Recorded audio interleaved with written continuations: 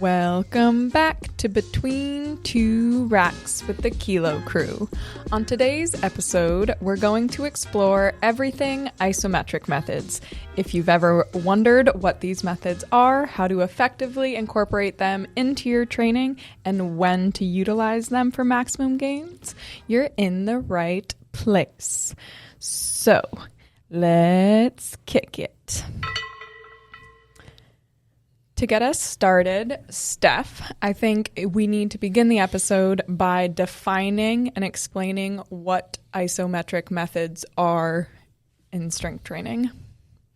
Yeah, so before talking about the methods, let's just define isometric as a contraction mode. So we have three main types of contractions in strength training. We have the eccentric, the concentric, and the isometric.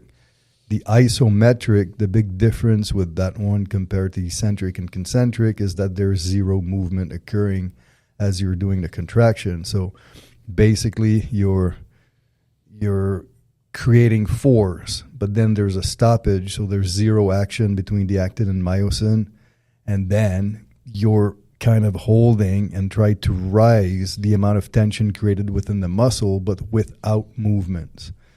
So I mean, it has a lot of advantages in terms of training. You can use it to increase time under tension in parts of the strength curve where you're weaker. So you can like force feed a strength response in that area. You can use it, depending on the modality, to increase intramuscular tension beyond what's expected with a concentric contraction. So in terms of training effect, there's a lot with isometric that you can use to further enhance your performance and strength, and even hypertrophy up to a certain point with your training. So that's what we're going to cover today. Do you have anything else you think is important for listeners to understand? It would just be moving into the next stage. So like there's two overarching families of isometrics. There's yielding isometrics and overcoming isometrics. Yielding isometrics are done against gravity. Overcoming isometrics are done against an immovable object. So overcoming isometrics are a more true representation of an isometric. It's probably the truest representation, whereas yielding isometrics, we are striving to achieve this muscle action with zero movement, but since it's only against gravity, you're limited to your own ability to actually not move within that circumstance. As a comparison, you could almost compare, I mean, it's not exactly the same, but on a programming perspective, you can basically compare yielding isometric with submaximal eccentrics and overcoming isometric with supramaximal eccentric. And what this means is before you do supramaximal eccentric, you first need to introduce submaximal eccentric. Before doing overcoming, you're better off introducing yielding eccentric. So there's just a slightly lesser level in terms of motor unit recruitment, but they serve as a good base. I know this episode will be on isometric methods, but is there anything else you think is vital or extremely important to train before introducing isometric methods to the training? Yeah, just you need regular basic isotonic training first to just build like some type of strain base. It's like doing purposeful isometric methods in the early stages becomes like a little irrelevant, because in order for isometric contractions to have a true impact, you need to reach a certain level of strength, and then you're using the isometric to push even further that strength response. But as a mode of training for a novice to build a good strength base, I think it's irrelevant unless you're an injured client using isometric as a rehab tool, or which I know Alex does a lot, using isometric as a teaching tool for positioning and movements and stuff like that. That's a different story, but usually you want regular overall training. You're saying it's more intermediate to advanced to introduce isometric methods, but Alex, in your instance, you use it with some novice clients. A lot of beginning clients that don't have a good motor pattern in something, I feel like when I use the isometric, it's a really good way for them to like really reinforce the different positions throughout the range of motion. So, for example, what do you do? So, for example, if I'm trying to teach someone to squat properly, and I'll just have them, it's almost like a 3-pause, like eccentric. So I'll have them just go slowly, pause in the first quarter, they hold that position, then they go a little bit lower, halfway through, pause a little bit again. And this is typically, if I'm teaching this, they're not even using any weight. They're just really I'm just trying to reinforce the different positions in that movement. Or if, even like super basic, on an incline back extension, a lot of people don't even have the strength to do like a full range of motion. So I'll just have them start where they're holding the position maybe halfway through at the beginning, build some strength there. They hold it for 6 to 8 seconds. And then as they progress, then I'll just add more pauses in different like angles. Because like following what she's saying with the back extension, what's interesting about isometric contractions is the strength response that you get from the isometric contraction. Although there's no movement, there is a angular carryover from that strength. So let's say that she's pausing midpoint concentrically on a back extension. The strength that you're building in that position will irradiate 15 to 20 degrees up, depending on the source, and 15, 20 degrees down. So that's what's interesting. There's a carryover. So as she's building strength at mid-range, eventually she's going to be able to go up 15 degrees, pause there, and then you'll have that carryover 15 degrees up. She can go up again. So, you can take that slow route, but at least you're getting to the point where the trainee will be able to strengthen concentrically through the entire resistance curve eventually. Yep. Yes, what he said. Yeah, and then you can look at it in 2 ways as well, in terms of you can use it for the strength response, like Steph was saying, or you could just use it as a motor learning, because you're allowing the client to spend more time in very specific positions that are very relevant to that movement. So they're going to have a faster motor learning of that movement if they've never done it before. So like the squat example that Alex gave would be a perfect way of looking at that. Beyond implementing isometrics for those instances, what do you want to begin by talking about? So let's talk about yielding isometric. So you've built your base, you're a novice, you spent a solid year training, you've increased your strength. Now you want to introduce isometric. Now, the first introduction, like we said earlier, would be yielding isometric. So a isometric pause against gravity. So the force of gravity, you're trying to resist that. So you might be squatting, and then you decide at midpoint, for example, you're pausing. So now you're extending time under tension, and you're trying to build strength at that specific angle, but through the eccentric contraction. So that's what's interesting about the yielding isos. Yielding isos, you can do pauses during the eccentric contraction, or you can do pauses during the concentric contraction. And although both are yielding isos, both have a slight different biochemical response within the tissue and even on a training perspective. So if you're pausing during the eccentric, so we know that eccentrically, once you're starting an eccentric contraction, you have about half of the motor units that were activated concentrically that are active. So you have way less motor units active during the eccentric.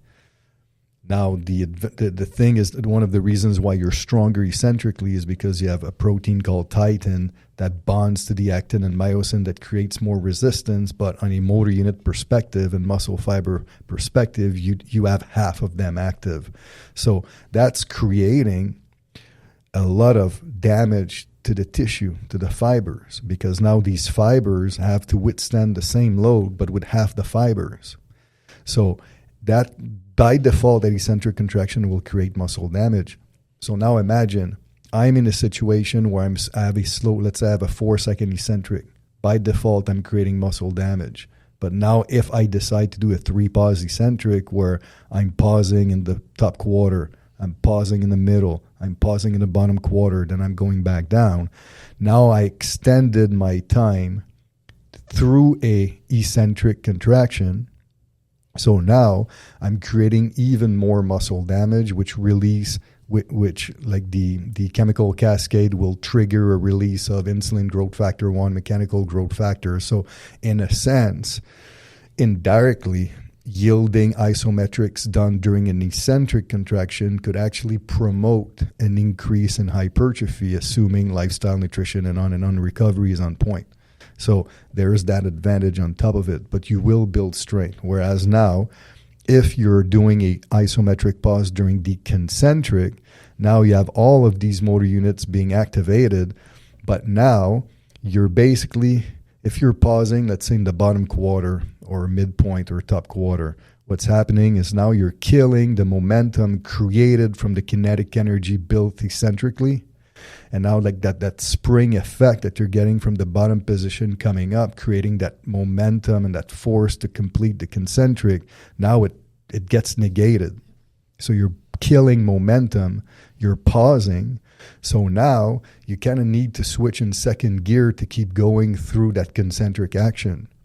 So that aspect, what it will do is it will force the central nervous system to try to create even more intramuscular tension, to go and recruit even more motor units to keep pushing through that concentric action after you pause for 2, 3, 4 seconds.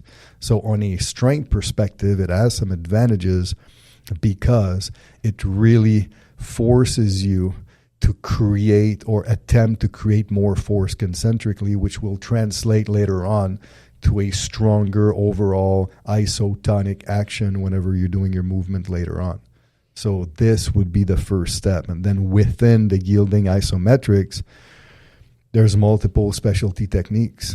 I mean, I could go, I don't know if somebody wants to chime in, I could keep going with that. Well, then there's sort of like the bridge one in between, which would be a disadvantage pause. So it would just be pausing in the most disadvantaged position, which for most of our primary exercises is in the lengthened position. So like the squat is in the very bottom of the squat, you'd be pausing there. It's very important to remember it's a isometric hold. It's not a relax at the bottom. So you're getting into your bottom position but staying very active in that bottom position, and you generally hold between 2 and 4 seconds. This is Wilson out of Australia did the research on it, and he found that at 4 seconds you've pretty much dissipated 100% of the kinetic energy generated during the eccentric. So if you do a 4-second pause, you're going to have negated all that kinetic energy, and now you're going to have even greater motor unit recruitment to perform the concentric action. So really good on a strength perspective, but also good on a hypertrophy perspective, because now we're tapping into a greater motor unit pool, and if you're bringing that exercise close to failure, you're going to get a really good response there as well. And we're extending time under tension, and we're extending time under tension in the lengthened position as well. So it's kind of like intra-rep pauses and then disadvantaged pause are kind of the first two you'd introduce. Intra-rep pause would be a good starting point. Then generally you could go yielding isometrics during the eccentric or the disadvantage pause next. That's fine. Either of them will be okay. You just definitely want to introduce one of those before you introduce yielding isometrics during the concentric. And then with the disadvantage pause, so you said it takes 4 seconds to completely get rid of the kinetic energy. Is it something where you're just using 4 seconds, or is there a range of time you do for the pause? So you could do anywhere between 1 and 4 seconds. Generally, we stick to 2 and 4 seconds. At 2 seconds, you're roughly dissipated about 50%. At 4 seconds, you've roughly dissipated 100%. You could go 1, you could go 2, you could go 3. We just generally stick to 2 and 4. That's the thing. Like, because so if you're training Gen Pop and you're training clients on a 1-year period for a long period of time, we firmly believe that using a slow burn effect, so taking our time to reach the highest level, is the greatest way to build true strength. So if you've never done a disadvantage pause, why go to 4? Start at 2. At least it gives you 50% of that kinetic energy so that your concentric can have some pop. Once you've built once you're accustomed to the disadvantaged pause, then later on, if you do it again, then push it to 4. Now you really need to tap into all these motor units so you can accelerate, but do it progressively so you can peak higher. So. Yeah. And then like another application that I've got in my own program right now is I have a 2-second pause in the lengthened position of a decline press with a rotating grip. But that is 100% in preparation for the stresses that my shoulder girdle is going to go through during dips 3 days later on in the week. So it's just preparing the tissues. So you can also look at it as a preparation tool as much as a strength boosting tool, depending on the application and what joints and all those factors. Yeah, what Pork is talking about is basically the way we use isometrics in the context of PAB. Okay. Yes. Yeah. So like as a strength preparation tool, but what's cool about that is it like you can use the isometric techniques to create quote unquote complexity at low loads, which is great to prep the tissue, and it's great also anytime under tension perspective to build more connective tissue resiliency and on and on and on. So I feel like we're sorry.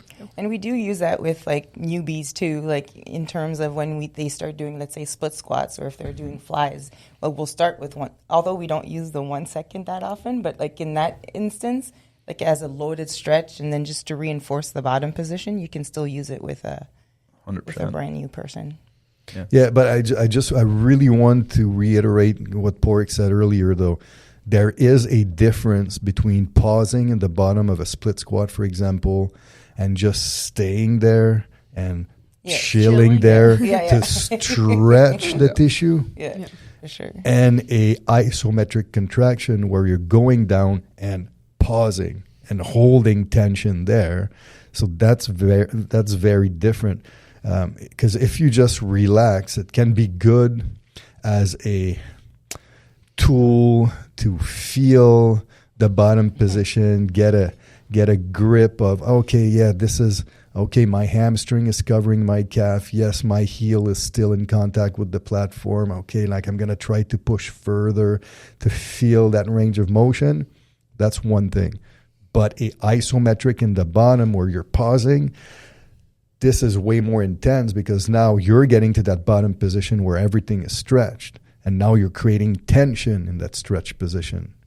Yeah, well, and I think it's also goes back to who's doing it, because a lot of times when we're implementing these, we're still doing it with a load where we don't necessarily want to chill with the load. Yeah. So we have to stay tight versus implementing it on a split squat, for example, where they might not have that much load. So they're not really thinking about maintaining tension. So I think it's an important factor to coach as well when you're implementing these. Yeah, and like load's a good thing to bring up now, because like say we're using these in our primary exercises, we still want people to use loads of 70% or greater because we still want it to have that strength response.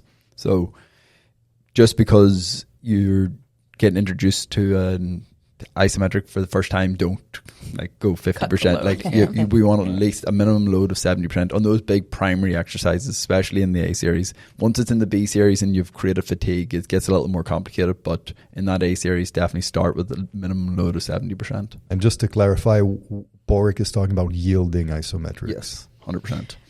Okay, so we've mentioned intra-rep pause, we've mentioned disadvantage pause, eccentric pauses.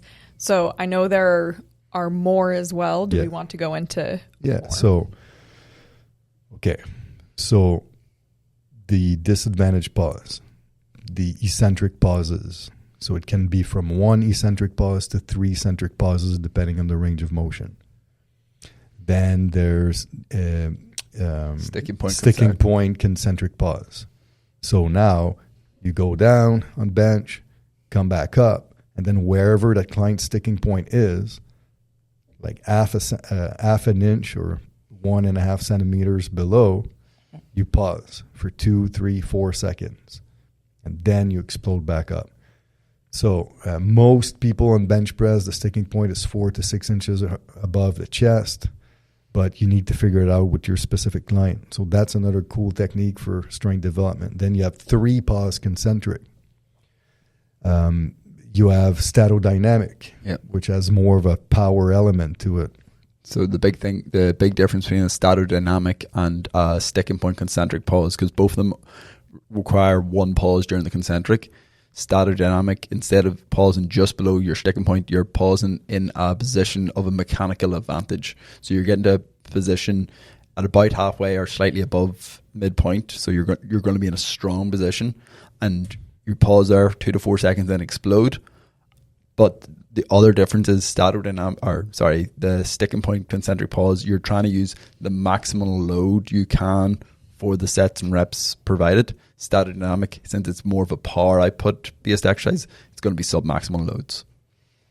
Yeah, and then you try to pop the concentric to the point where let's say you're squatting, like your heels are going to come off the floor. And statodynamic is also something you can implement with something like bands. Yes, 100%. Yeah, I mean, the advantage of the bands here is it allows you to explode even more without risking, like on bench press, exploding your elbows on top, because the weight is not super heavy, and you're pausing in a mechanically advantageous position. So then you can have a lot of pop coming out of that position. So that's why the bend will really protect. good instance to implement statodynamic in a power phase. power. Yeah, we'll talk about the periodization later on, but that's where you could use that. One of my favorite to always watch people do in the gym when we have like the specialty technique seminar is the yielding isometric to exhaustion. I think that's a really cool method. It's entertaining for us. Yeah, this is more of a, this is not more, this is a hypertrophy isometric technique. Like I mean, you can do it for strength, but I would definitely not recommend that for power. So basically, it's way better to do that technique during a concentric pause when you have a lot of motor units being activated. So let's say you're squatting. You would set the side pins at midpoint. So like at 90 degrees of knee angle. You start from the pins. You go up an inch so that you're just above that 90 degrees. And then you stay there for as long as possible. And like Pork said, a minimum load of 70%, up to, if you're really well trained, up to 90%. Okay. But then you maintain that position for as long as you can. You're going to be shaking, and you try not to move. You try not to move, and then you hold it until you collapse, and then the side pin is an inch below, so no big deal. Just come back down. Usually people will fail between 20 to 40 seconds with that type of load. But it's great because it really fatigues the motor units at that position. So do you use that 20 to 40 seconds to then say increase the load from the 70% up closer to the... Yes, I know you remember, but like in 2019, we had a student in California in a class that with 70%, she lasted almost 2 minutes. Yeah. Like that's a rare case. But hey, in that case, it doesn't matter. Just increase the weight until she fails in that 20 to 40 second window. It's just that, like, outside of that client, if you're able to stay 2 minutes under tension isometrically, it's most likely that the weight is too light, so the strength response won't be ideal anyways. So that's why you need that middle ground. And then that isometric pause to exhaustion, you could do one set at 3 different positions if you wanted to. Or if you want to be more specific, you can overload one angle and just trash that angle. So that's really cool. So you have yielding isometric to exhaustion, and then there's also yielding isometric to exhaustion plus max reps. And that's a great hypertrophy killer, because now you've completely exhausted a specific motor unit pool in the prime movers of the movement. So let's say that squat at right above 90 degree of knee angle. So you've exhausted it. Let's say you have 80% of 1RM. You hold the weight for like 38 seconds. Okay, so you've already been under tension for 38 seconds. Now, within a 10-second window, You go outside of the power rack, and then you have another barbell set on the outside rack with 50% of your 1RM. And now with a 2-0-X-0, and I'm specifying X because you try to pop even though it might not. You need to try to. Or else you'll die. And then you just blast reps for as many as you can. Most people we see in class, they do about 10, 12 reps. Yeah. Okay, and then you're wiped. You need at least 5 minutes rest. And it's one of these things that one set as a finisher or 2 sets maybe. But I wouldn't go like... Don't do 5 sets of these. Yeah. When you're saying one set of a finisher, you mean in the A series, not at the end of the workout? So let's say... Okay, so let's say your phase calls for 5x7. Okay, what you could do is 4x7, and then the 5th set, you do it as a back off set, but you do that technique. That sounds more emotionally, mentally bearable. And that's definitely like for hypertrophy, like you said. Yeah. Like don't try to do this with your athletes. Or a accumulation phase in a absolute strength macro. Yeah. For somebody that could leverage a little bit of size to help with the strength response. That's the... Well, there's also a potentiating technique with your athletes that you could use with yielding. It's true. But yielding, isometric complexes, for example. But those are, it's not all out. So basically, let's say we're taking that squat again. So you go up, an inch at 90 degrees with a heavy weight, like at least, for in that case, at least 80%. Okay, ideally like 90 plus. And then you just pause there for 6 to 8 seconds. For maybe 1 or 2 or 3 reps, okay? And then you go into a plyometric and or dynamic action movement. So you're using the isometric contraction to potentiate your ability to tap into higher threshold motor units so that you can generate more force with that plyometric exercise. So is it a form of PAP? Yeah. Yes. Okay, it is, yeah. Yes. So, yeah, that's how you could use yielding. Would you use... overcoming? Why would you use... But we haven't talked about overcoming No, I know, but yet. like just in... Overcoming would be even better. Be more advanced. More advanced. More advanced. But the overcoming, you would by default recruit way more motor units. Yeah. Because the overcoming out of the isometric world is the only way you can access motor units beyond your 100% of 1RM. Yeah. Okay, so that's why in a way it's more advanced. Mm-hmm. So then going into overcoming. Yeah, so overcoming, like Pork said earlier, it's a isometric contraction, but against an immovable object. So it's not you physically that tries to stop moving. You're actually trying to keep moving, but the immovable object is preventing you from keeping moving. So that's why you're actually able to go beyond your 1RM, because you keep pushing and pushing and pushing in the hopes that you're going to break through. So because of that, you can go beyond that 1RM. And typically, it depends on the source, but it's typically 10 to 15% more than your 1RM. When you're saying going beyond 1RM, you're saying that the force you're giving is going beyond. And motor unit recruitment. Yeah, because it's not that the load is. No, but so let's say you had a force plate and you were to do a strength exercise for a 1RM concentric. Let's say that you generated 3,000 Newton of force.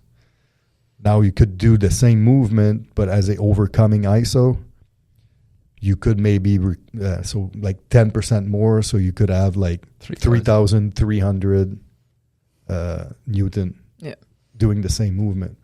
And the reason is because now the load is not the limiting factor and the ascending strength curve is not the limiting factor. You're stuck in the middle, for example, and now you keep on pushing and pushing and pushing. And we know that force keeps rising up to about 6 to 8 seconds. That's why most isometric techniques for strength never go beyond 8 seconds, because after 8 seconds, the force don't rise anymore. They start plummeting. But from 0 to 6 to 8, it slowly keeps ramping up and ramping up and ramping up. And why the force are able to keep ramping up, like Porrick said, is simply because now as you keep on pushing and nothing is moving, you're tricking your nervous system into trying to recruit more and more and more motor units that you're not accessing with a regular 1RM, which is why you're able to have more force. I think we said it in the previous podcast, but the untrained individual can recruit a maximum of about 60% of their motor units. So there's this 40% window of untapped potential. Well, you can almost see it too when we're doing something like this where someone's untrained, and you can tell that the force they're actually applying, it's not trying, wiping but them it's out after a set. I mean, you see it where, like, let's say you see a grown man that's 6'1", that weighs 210 pounds, but bench presses like 95 pounds. Like, clearly, he's not accessing all of his potential. Yeah. Okay? But as you keep on training, so you're doing that novice normal training. Now you're increasing your ability to recruit motor units. Then at one point you're plateauing. Let's say you're plateauing at 72% of motor units recruited. Now techniques like eccentrics or isos will allow you or teach you to go and recruit more so you can get to 80% and on and on. And that's one of the reasons why you'll get stronger. You can get stronger by having a bigger heavy chain myosin head that's going to create a more forceful contraction. But you can also get stronger simply by teaching your brain to access more motor units. And I just want to clarify for listeners that you don't have to have something like a force plate to implement these and watch the force you're doing. You can still implement them without it. But it is something where I guess you do need like a second set of pins for the rack. Yeah, you see some people with funky setups, like for squat and stuff, that they're wearing like a harness and it's connected to a chain in the ground. But yeah, a second set of pins makes life a lot easier. Yeah, I mean, we're all about like trying to make life as easy as possible and safe as possible. Yeah.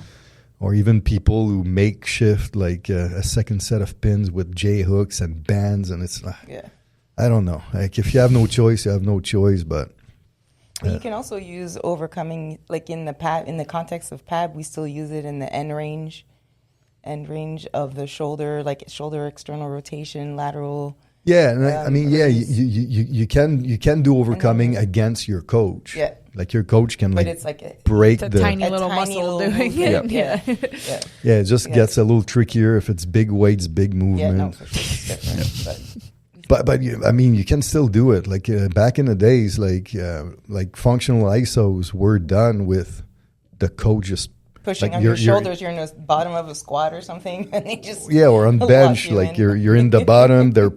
They're pushing against you 6 seconds, then they take their hands away, then you finish the rep. Yep. So, which acts as a potentiator as well. So it's good, but it's just it's a harder skill as a coach to deal with. But I lost my train of thought with where I was. We'll introduce, like, the first overcoming isometric you should introduce is functional isometrics. So functional isometrics are just the most simplest way of doing a overcoming isometric. So we're going to have 2 sets of pins. The bottom set of pins is going to be at the bottom of your range of motion. The top set of pins is going to be at the area that we're trying to train. So that could be we're training one specific range of motion, or we're going to train multiple throughout the full session. So say for squat, if you just want to improve your overall squatting strength, a really good way to do it would be doing 1 to 2 sets in the bottom range, so bottom quarter, 1 to 2 sets in the mid range, and then 1 to 2 sets in the top range. This is going to have the effect that Steph was talking about earlier, that you have the 15 to 20 degree strength carryover above and below the point that the isometric is done. So when that's all combined over the course of 3 pauses, that'll pretty much cover the full strength curve. But for this, technically you do not need any load. So you can just do this with an empty barbell, and you go from the bottom pin, go up nice and controlled, press into the top pin, then exert as much force as possible for 4, 6, 8 seconds. Generally 6 to 8 is what we use. You do this, and then you do it for the prescribed amount of reps. Again, this is going to be between 20 and 40 seconds. when you're introducing it, you're probably safer sticking to 30 to 40 seconds. And then as people get better at it, you can expand that and go down to 20. So when they're actually good at performing the technique and really getting the high levels of motor unit recruitment. While you can do this with zero load, we actually like people to add some load to the bar. This is nothing to do with isometric, but it really helps reinforce better movement patterns and people to think more and concentrate more through the rest of the range of motion. So if you we like to use 50% of your 1RM. So if you put 50% of your 1RM, it's not going to affect, or definitely shouldn't affect, your ability to be constantly completing the isometric against the pins. It shouldn't be that heavy that you're starting to drop away from the pins and making it become a yielding isometric. But it will keep the trainees in better positions when they're not performing the isometric, because there is some load there that they always have to think about. So that's why we like to use the load there. But outside of that, there, a really good rule of thumb is if you're doing this, which is mostly going to be in ascending strength curves, big multi-joint compound movements, to start by doing all three positions. If then further down your training career you have a very specific position that you need to train, then you can specialize and do all your sets in one position. Okay. Yeah, and again, it's really important to understand that although we like 50%, if you're dealing with a client that 50% is too heavy and they're after like 4 seconds they're moving away from the pins, then it's too much, because as soon as you're moving away from the pins, it's not overcoming, it becomes yielding, so you don't have the same training response. So that's really important. But like Pork said, that's why we like the load, so you have a better feel for that motor pattern. So let's say you're doing a rack deadlift, as you're moving from the floor up to the top pins, you're going to have a way better movement than if you have an empty barbell. And then from functional isometric, we normally go to the isometronic. Yep. So Isometronics. Loud one. Yeah. So very loud. Isometronics is the integration of partial reps and an overcome isometric all into one set. So it is generally you do between 4 and 6 partial reps. So that's going to be between 4 and 6 inches of range of motion. So say you want to work the mid-range of the bench press. The top pins get set at your mid-range. The bottom pins are 4 to 6 inches below that. So you have the bar on the bottom pins. You put as much load as possible for that. So a good general starting point is about 80% for people, because you'll really quickly be able to judge if that was too light or just about right. It should never be too much at 80%, because you're in a strong part of the range of motion, but it's a good general starting point. But then from there you do between 4 and 6 partial reps, all under control, like 1-0-1-0. So you're just touching the bottom and tapping the top. Yeah, so it doesn't need to be bouncing all over the place. It's not necessarily a quick movement. Yeah. Then after whatever you have prescribed as your partial reps, on the next repetition, you perform your overcoming isometric. So you go the full way back down, up, and then press as hard as possible into the pins for 6 to 8 seconds. Then after that, you come the whole way back down under control, and you try to complete one more partial rep. If you can complete that rep, the load's too light. If you cannot complete that rep, the load's perfect. If you lose tension with the top set of pins during the overcoming isometric, the load's too heavy. So when you're saying you shouldn't be able to go back up and touch the top set of pins, but you still need to be able to get it off the bottom set of pins? No. So say we're doing isometronic 5 + 1 + 1. Yeah. We're going to do 5 partial range of motion reps. Mm-hmm. On our 6th rep, we're going to do our overcoming isometric. If the bar, you can't keep the bar pressed hard against the top set of pins for the full 68 seconds, the load's too heavy. But say you did that the full 8 seconds, you're pressing as hard as possible into the pins. You come the whole way down to the bottom pins, and then on your 7th rep, if you're not able to touch the top pins, the load's good. If you can touch the top pins, the load's the load's too light. You need to increase. if you're just stuck on that bottom set of pins, that's fine, as long as you're able to maintain tension the whole time during isometric. You'll know that won't really happen too often. In actuality, they'll get it off it and they'll sort of hover about halfway and then they'll fall if they're going to fail. They very rarely just can't budge it at all. So like the advantage of the reason why the functional ISO is more advanced, the isometronic is more advanced than the functional ISO has to do with the fact that the functional ISO, with the, technically speaking, empty weight, if you wanted to, you're generating, you're creating tension through accumulation of repetition and of revving up your force as you're pressing into the pins for 6 to 8 seconds. Now, the isometronic, we only have one isometric action, but because we're using as much load as we can at whatever angle that we're training, and it's a very short concentric action of 4 to 6 inches, the only reason why we're doing these 4, 5, or 6 partial reps is with a heavy load is simply to prematurely engage high threshold motor units. So now the brain already knows that we're targeting fast twitch fibers, and then these fast twitch fibers that are already activated, now bam, you go and further increase the amount of motor units, the amount of motor unit recruitment of high threshold motor units by pushing as hard as you can with that heavy weights into the pins. So that's why it's so efficient. Like you're going to be able to carry over tension to a much greater level. This is a random question. So what brought these first into strength training? Was it from a performance background or more of like a bodybuilding, like the isometric methods? Most of these training methods did not come about on a performance standpoint, simply because the majority of these training modalities come from either bodybuilding or, well, I guess you could say powerlifting is performance, but it comes from either bodybuilding or powerlifting. Okay, that's shots taken at powerlifters.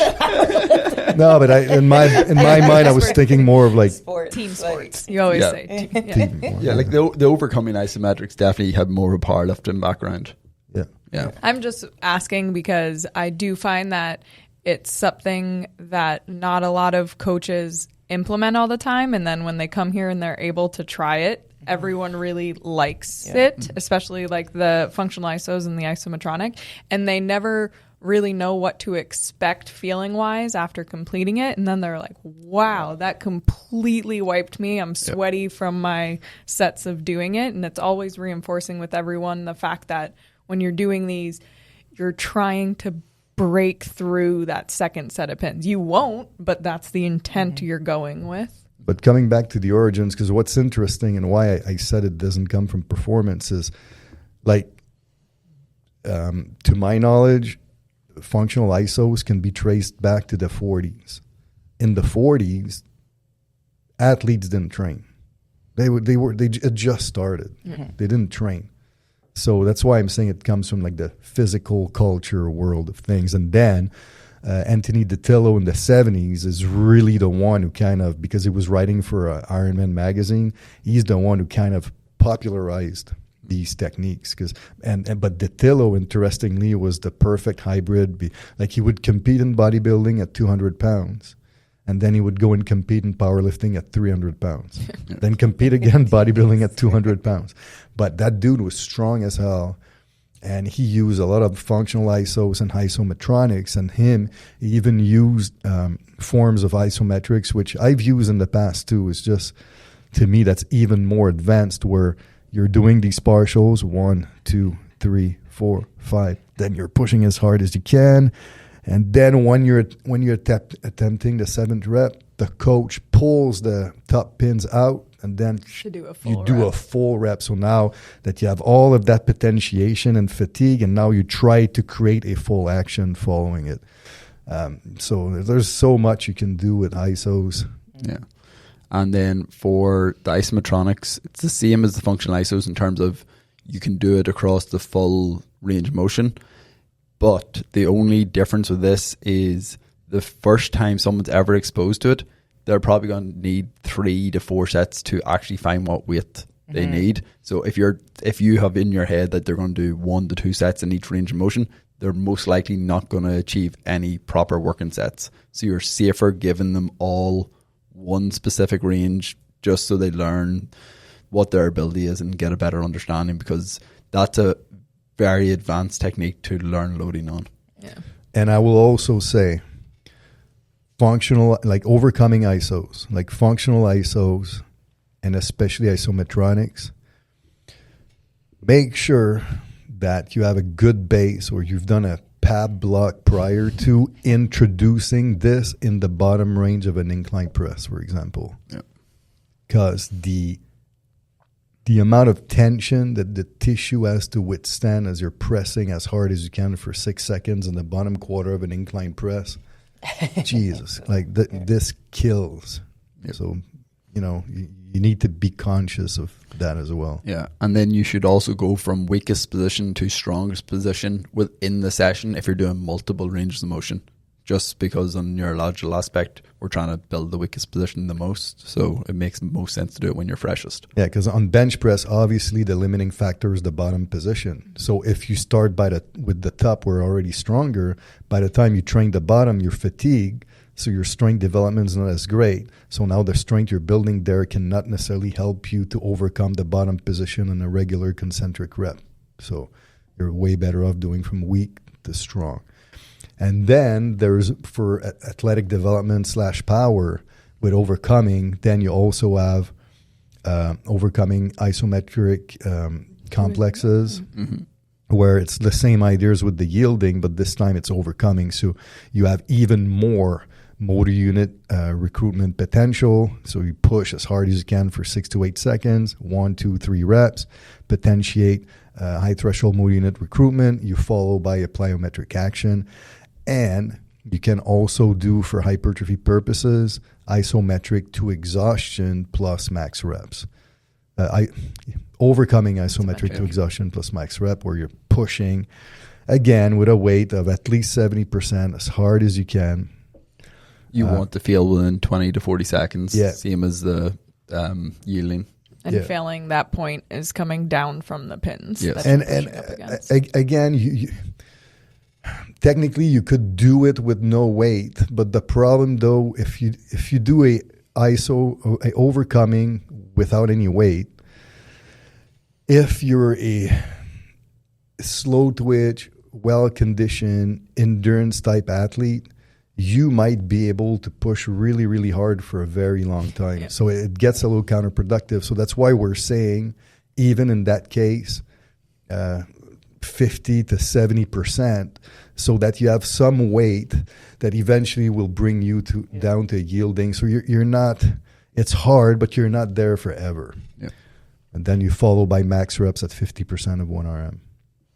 Okay, so I think we covered the majority of the different overcoming and yielding isometric methods. So we can move into periodization of the methods. Yeah. So do you want to go? Well, depending on what your overall goal is going to affect the periodization the most. So for hypertrophy, we generally like putting it in our intensification 2 of that macro cycle. So the full periodization for that, normally we go a concentric biased, eccentric biased, concentric biased, isometric biased for the 4 phases. So this... Getting nerdy. Yeah. I love it. So this is going to do a couple of things, but one of them is it's going to now help us recruit the newly developed muscle tissue because of the higher levels of intramuscular tension associated with isometric methods. But we're also going to, during these blocks, we're going to probably lean heavier on the yielding isometrics, probably even more so on the yielding during the eccentric. So it's just going to further bias the response, the overall response of the macro cycle that we're trying to get. So it wouldn't have the same impact as doing a overcoming isometric for recruiting this new muscle mass, but it still will have some benefits in that fashion, but it'll have more overall benefits in the totality of the outcome of the macro cycle. Yeah, I mean, it's AC Worobyov. He was a Russian weightlifting coach in the 80s. And what he realized looking at the data entries of his lifters is that the ideal spread of a training method in terms of modes of contraction through a training year was 70% concentric, 20% eccentric, 10% isometric. So the vast majority still is concentric action, but isometrics are super important, but the timing of it makes the big difference. So that's why the periodization of these methods is super important. So with hypertrophy, Porrick was talking about concentric, eccentric, isometric, and the ISO is to go and recruit the newly found muscle mass you've built. So it makes sense that we're doing it at the end, so that now all of that new muscle that we've built, now we can actually use it, aka the term functional hypertrophy. Now, if your goal was absolute strength, it's kind of like the same idea, but now we have a little bit more of a strength bias. So the periodization over a macro could look something like this: concentric phase 1, eccentric phase 2. But now, because we're looking for a strength response on week 12, we want to be able to truly measure that strength response to compare the gains from week 1. So we can't use the isometric in intensification 2, because if we use isometric in intensification 2 with primary movement, we have no way of actually measuring the strength response. So we do the isometric in accumulation 2 right after intensification 1, where we did eccentric. So now all the muscle damage and the longitudinal increase in hypertrophy we got from that work, now right away we're using isos to go and recruit that newly found heavy chain myosin head, so that we can generate more force in intensification 2 to peak our force and create a greater differential between week 1 and 12. So the timing of it is super important. And then to go along with what Porrick was saying, in the case of absolute strength, we could still use yielding if we wanted to, but at that point, I'd probably bias it towards a yielding in the concentric, simply because now we're trying to tap in a little bit more motor units instead of creating more muscle damage. Because absolute strength, yes, there's a hypertrophy bias, but we'll get to this in with our accumulation 1, intensification 1. But the strength response still is the most important factor. So we have it being applied in intensification 2 for hypertrophy, accumulation 2 for absolute strength. When you're saying you're applying it in those phases, is it only on, like, how many of the sessions are you applying it on the A series? Well, we'll get to program design later. Okay. So because this is a program design question. Then if we're going to use it in relative strength, we'll use it in intensification 1. And this is when we'll really bias the overcoming isometrics, because this is going to have the most carryover to relative strength. So your functional isometrics and your isometronics. And less bias to hypertrophy, which is important for relative strength. Exactly. Then there's not much more to say. Like, there, obviously you can go into more detail there, but that's the bigger overarching picture for relative strength. Where it is. Yeah. Whereas if the goal is power, and you don't have to use ISOs, but if you're using it, you're going to use it as a potentiator. Mm-hmm. So it could be used in either intensification 1 and or intensification 2. So you could actually use it in both if you wanted to. But as a first introduction, I would use it in the first intensification. But keep in mind, this only acts as a potentiator to generate more force in order to generate more power.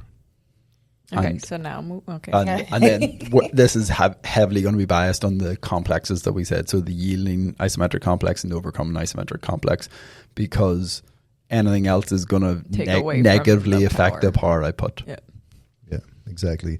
And again, not again, because we didn't, again, based on other podcasts that we've had in the past, but just a side note, in power macros, especially in the intensification phases, make sure that you're not training to maximum voluntary contraction, one or two reps in reserve is key. So that's why doing those crazy, like overcoming to exhaustion or whatever it might be, is absolutely disruptive to the power outcome. Yeah, and then when using like the overcoming complex, really like emphasize the build up in tension for these power ones. Yeah. So you're only at max tension for 1 to 2 seconds. Like so it's like you're ramping it up. Yeah. You're not just straight going all out. Yeah, because if you go straight all out and you're doing that for 3 reps, that could cause enough pre-exhaustion that it's going to reduce performance. Whereas if you're ramping up to only really get to that max tension very briefly, it's going to have more of a potentiation. Now moving on to program design. So program design. So there's 2 facets to programming special methods. You have the Gen Pop and you have the athlete. Let's start with the athlete.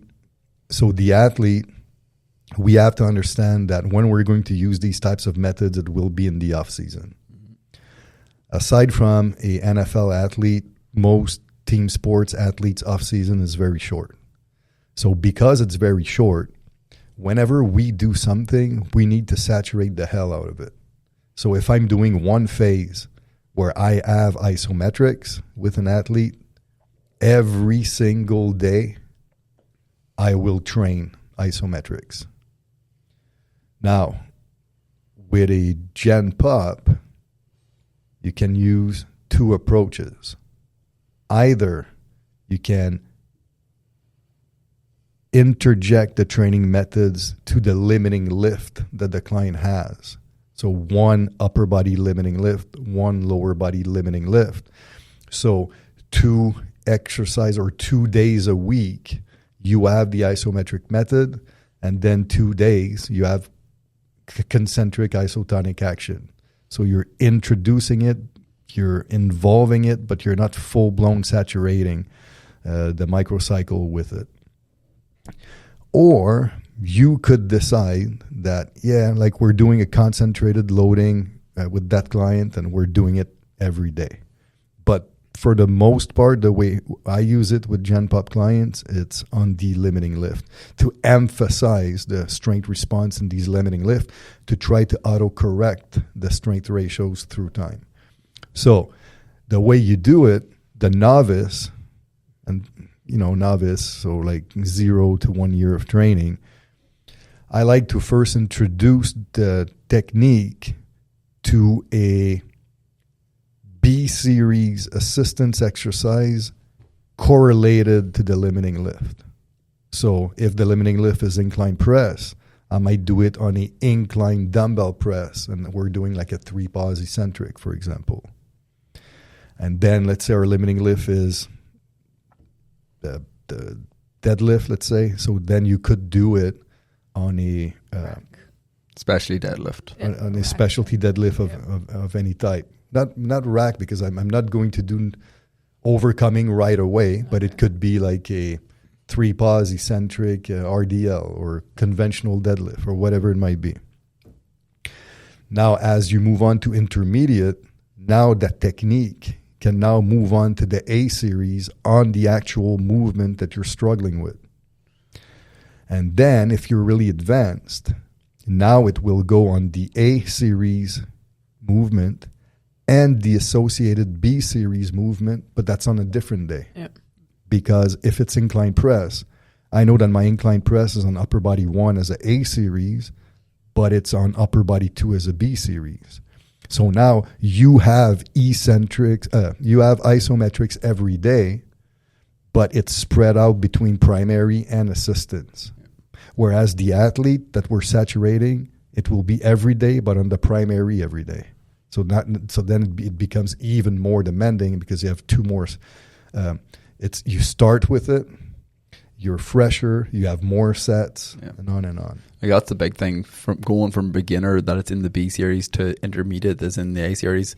It's nearly a double progression because it's hyper specific now, so there's way more specificity, and you're introducing a triple progression because you're going to be doing it with greater loads because you're fresher, and you are doing it in more sets.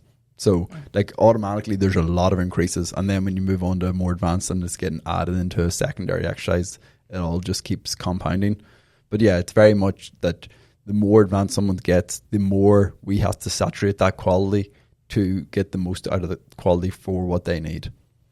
And on a training parameters perspective, we're talking about 3 to 6 sets for the most part. And then the rep, you have to account for the time under tension of each rep. Because the key factor, Pork mentioned it earlier, is you want to have a time under tension between 20 and 40. That's the ideal for a strength response. Yeah. Obviously, it can be longer or whatever, but the longer on a strength perspective, you're not going to gain much because the load or the intensity won't be as great. But 20 to 40 is the sweet spot. So if you're doing a disadvantaged pause squat, for example, and you take a 4-second pause, and you're going down in 4 seconds and coming up as an X. So each rep is 8 seconds. So that tells us that our maximum number of reps would be 5, so 5 times 8, 40, and then our minimum would be 2 or 3. Like 2 would be 16. It's not, it's fine. Or 3 reps, 24. You're good. So 2 to 3 to 5 in that context. If it's a 2-second pause, now it's a 6-second rep. So now it could be a little bit more reps. It could be maybe 6, 7 reps. Okay. So that's how you need to play it. So there's no true set rules in terms of reps with these techniques outside of the complexes that you're using as a potentiator. In that case, we're talking about 1 to maybe 3 reps. Yeah. And obviously you'll see a lot of people online doing these things for like single reps, and that's fine. You can definitely do that for strength, but it's definitely more in the powerlifting world where they're hyper specifying and on single lifts that very precise range of motion need to be trained, and their bottom position has to be a precise point. Whereas if we're just looking like at an overall strengthening response, being between that 20 and 40 seconds generally has better outcomes. In terms of progressing through the time under tension, you would start with 40 seconds and then go. Yep. Because it's getting more and more intense. Yeah, because at first when you're doing those, you're not as good as ramping up. You're not as good as reaching a high peak and recruiting as much motor units. So you need more time to compensate. But as you get more efficient at doing it, then you can afford to go lower in TUT because you're generating more force anyways. Yeah, and then depending on if you're biasing at more a strength or a hypertrophy response, you could go on either end of the continuum as well. So like a more strength bias response is going to be closer to 20, more hypertrophy bias response is going to be closer to 40. So depending on what your macro cycle counts for, whereabouts it is within the macro, all that will make a difference. And then on a practical application standpoint, I in my career training athletes, I did not have all the cool tech and tools that we have now. So of course, the best way to train isometric, especially overcoming, would be through the use of a force plate, because now you can actually quantify the force, and the trainee can use that as a auto-regulator of output. Because you're doing a isometric mid-thigh pull, and I pulled like 4,000 Newton. Now I need to beat this, because otherwise, without that tool, you don't know. Like if your athlete or client's a great actor, he could fake it to make look like it's really hard, but he's actually not pulling as hard. So if you don't have these tools, you as a coach need to be very vocal and motivational at cueing the client to keep on pushing and pushing and pushing. Let's go, push, because it's your own output through the pins that gives you the training effect. But you don't have, the weight doesn't mean anything here, so you don't have anything tangible to measure rate of progress. You can tell, we see it in class sometimes, there's no tension in the muscle. They're just kind of just standing there. I mean, if they turn around and start talking, they're not pulling hard enough. Yeah. One final thing would be keep note of the pin number that you're setting up your pins on, because that's going to save you a hell of a lot of time every session. Mm-hmm. So just have them wrote down your notes. Yeah. So do your ISOs. It's super beneficial. Do your ISOs. But I guess you kind of already covered that when you talked about what phases they go to. Is there a limit to how many you would program within like a whole year of training? Well, yeah, it would be 4 because for mesocycles, because every quality that we talked about, hypertrophy, absolute strength, relative strength, or power, we use it a maximum of once per macro. And we can only do 4 macros per year. So it would be 4 times. And to be honest, the first introduction to power macros, I wouldn't use it. I would just use concentric action. So that entire macro would have 0 isometrics. So in a way, a novice to low level intermediate, it would be 3 times a year. Well, that's if you're just working through each goal. Like if someone's overall goal is hypertrophy and you're going like hypertrophy, absolute strength, hypertrophy, relative strength, you could still use it 4 times. Yeah, very true. Or if you're doing fat loss and all that kind of like obviously it makes no point to use ISOs for that context because you're way better off just creating more metabolic stress through concentric action. But even when you say the hypertrophy training, it's separating between like what we were teaching in the hypertrophy intensive. Yeah, technically they still can incorporate it. In the intensification. It's just so brutal that you have to be way more advanced again. Yeah. Yeah, and like here, you could introduce it in the intensification phases, but it would be more as a potentiator for the next block. So let's say you're doing it in intensification 1. Well, now you're potentiating your hypertrophy response for block 2, which is accumulation 2, intensification 2. But it's not, don't think of isometric as a direct way to build hypertrophy. It's always very indirect because on a biochemical perspective, because there's 0 movement, you're not going to see much in terms of longitudinal or axial hypertrophy with isometric. But people tend to discard ISOs because of this without understanding the bigger picture that the ISOs on a neural perspective can potentiate hypertrophy later on. So that's why I would still recommend it. Well, we did it, guys. We spoke on isometrics for a little over an hour. Told you. Okay. Again, don't forget to visit learnkilo.com to register for 2025 live education. Do you have something to say, Steph? Just doing an ISO hold. For those of you only listening, Steph was just holding his coffee cup above the table. Now I lost my train of thought. 2025 live education.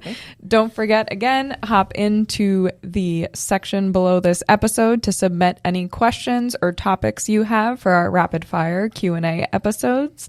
Thanks for tuning in. Please give us a share, like, subscribe, follow. Thanks, fam. I hear CeeLo Green is joining G Unit.